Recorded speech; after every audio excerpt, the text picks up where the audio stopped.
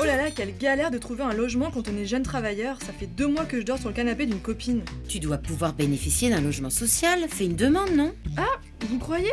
Bon bah, j'y vais avant d'avoir trop mal au dos.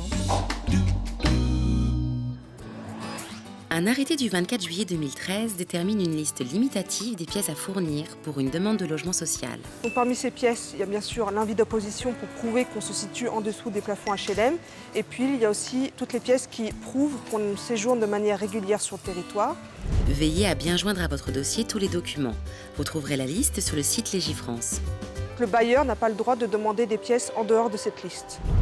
Une fois votre demande de logement social déposée auprès des bailleurs sociaux ou des services habitat de votre commune, Le demandeur va recevoir un numéro unique d'enregistrement ainsi qu'une attestation. Ces documents sont extrêmement importants.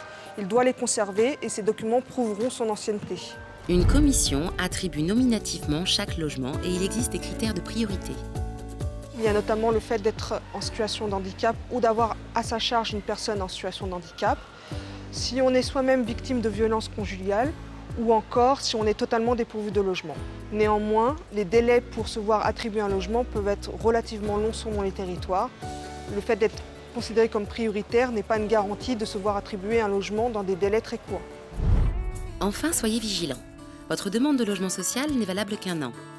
1 mois avant la fin du délai, vous êtes informé par l'organisme qui a enregistré votre demande. Si le demandeur ne renouvelle pas sa demande, il perdra son ancienneté et il faudra refaire toutes les démarches depuis le début. Lorsque vous faites une demande de logement social, conservez bien votre attestation d'enregistrement. Ainsi que votre numéro unique. Et pensez bien à renouveler votre demande tous les ans avant expiration du délai. On ne va quand même pas perdre notre babysitter parce qu'elle n'a pas de toit, non mais oh.